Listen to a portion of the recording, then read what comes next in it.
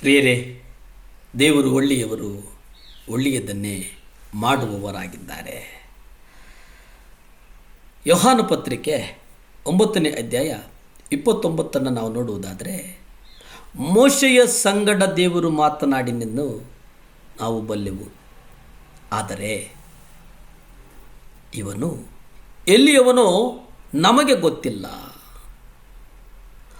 ಅಪೊಸ್ತಲನಾದಂಥ ಪೌಲನನ್ನು ಜನ ಮೋಸಗಾರರು, ಸುಳ್ಳು ಪ್ರವಾದನೆಯ ಜೊತೆಗೆ ಎಲ್ಲೆಡೆ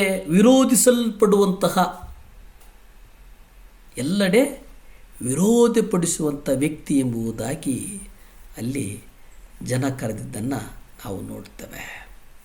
ಅಪೊಸ್ತಲರ ಕೃತ್ಯಗಳು 24ನೇ ಅಧ್ಯಾಯ 14, 28 ಮತ್ತು 22 ನಾವು ನೋಡುವುದಾದರೆ, ಆದರೆ ನ್ಯಾಯ ಪ್ರಮಾಣದಲ್ಲಿಯೂ ಪ್ರವಾದನೆಗಳಲ್ಲಿಯೂ ಬರೆಯಲ್ಪಟ್ಟವುಗಳೆಲ್ಲವನ್ನೂ ನಂಬಿಕೊಂಡು ಅವರು ಪಾಷಾಂಡವೆಂದು ಹೇಳುವ ಮಾರ್ಗಕ್ಕನುಸಾರವಾಗಿ ನನ್ನ ಪಿತೃಗಳ ದೇವರನ್ನು ಆರಾಧಿಸುವವನಾಗಿದ್ದಾನೆ ಎಂದು ನಾನು ನಿಮ್ಮ ಮುಂದೆ ಒಪ್ಪಿಕೊಳ್ಳುತ್ತೇನೆ.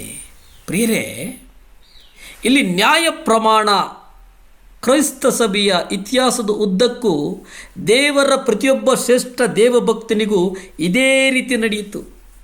ದೊಡ್ಡ ದೊಡ್ಡ ಸೇವಕರನ್ನು ನೋಡಿ, John Wesley, Charles Finney, William Booth, Watchman Nee, brother Bhagat Singh, DGS. Dinakar, pastor P. Sundara, A. Thomas Raj, ಹೀಗೆ ದೈವ ಸೇವಕರ ಹೆಸರನ್ನು ಹೇಳ್ತಾ ಹೋದರೆ ನಿಮಗೆ ಆ ಎಲ್ಲ ಸೇವಕರ ವಿರುದ್ಧ, ಆ ಶ್ರೇಷ್ಠ ದೇವಭಕ್ತರ ವಿರುದ್ಧ ಅಪಪ್ರಚಾರಗಳು ನಡೆದವು. ಸುಳ್ಳು ಸಂಬಂಧಪಟ್ಟಂತೆ ಪತ್ರಿಕೆಗಳಲ್ಲಿ ಮತ್ತು ವಾಹಿನಿಗಳಲ್ಲಿ ಬಿತ್ತರಿಸಲ್ಪಟ್ಟರು. ಆದರೆ ಅವರೆಲ್ಲರೂ ಕರ್ತನ ಮುಖವನ್ನು ದೃಷ್ಟಿಸಿ ನೋಡಿದರು, ಕರ್ತನನ್ನು ಹಿಂಬಾಲಿಸಿದರು. ಯೇಸುವಿನ ಸಾರಥ್ಯವನ್ನು ಪಡೆಯಲು ನಾವು ಇಷ್ಟು ದೊಡ್ಡ ಬೆಲೆಯನ್ನು ಕೊಡಲು ಸಿದ್ಧರಿದ್ದೇವೆಯೇ? ಅಥವಾ ನಾವು ಇನ್ನು ಮನುಷ್ಯರ ಗೌರವಕ್ಕಾಗಿ ತವಕಿಸ್ತಾ ಇದ್ದೇವೆಯಾ? ಇವತ್ತು ನಾವು ನೋಡುವುದಾದರೆ ನಮ್ಮ ಕಣ್ಣು ಮುಂದೆ ಎರಡು ನಿಲ್ತದೆ.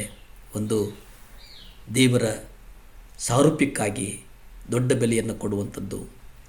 ಇನ್ನೊಂದು, ಮನುಷ್ಯರ ಗೌರವಕ್ಕಾಗಿ ತವಕಿಸುವಂಥದ್ದು.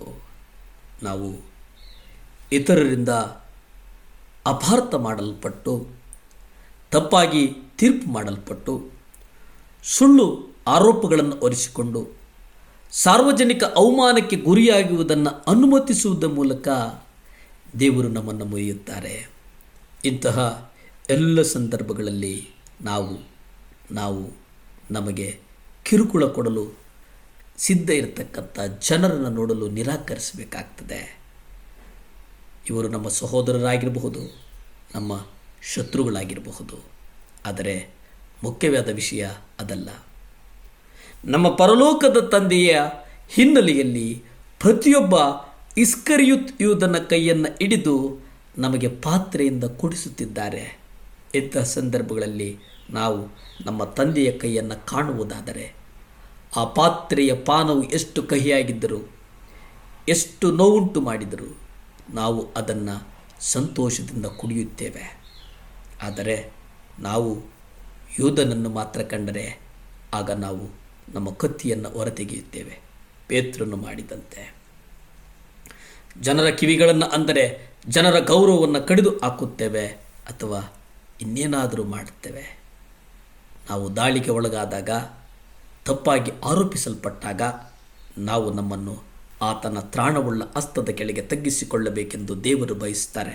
ಅದು ದೇವರ ಕೈಯೇ ಹೊರತು ಮನುಷ್ಯನದಲ್ಲ ಎಂದು ನಾವು ಕಂಡುಕೊಂಡರೆ ಅದು ಬಹಳ ಸುಲಭ ಮತ್ತು ಶ್ರೇಷ್ಠವಾದದ್ದು. ಪ್ರಾರ್ಥಿಸಿಕೊಳ್ಳೋಣ. ಭೂಮಿ ಆಕಾಶಗಳನ್ನು ಉಂಟು ಮಾಡಿದಂಥ ಸರ್ವಶಕ್ತನಾದಂಥ ದೇವರ ಸ್ತೋತ್ರಪ್ಪ. ಅಪ್ಪ, ಮನ್ನಿಸು ಸ್ವಾಮಿ, ಮನ್ನಿಸು ದೇವರೇ, ಮನ್ನಿಸು ತಂದೆ.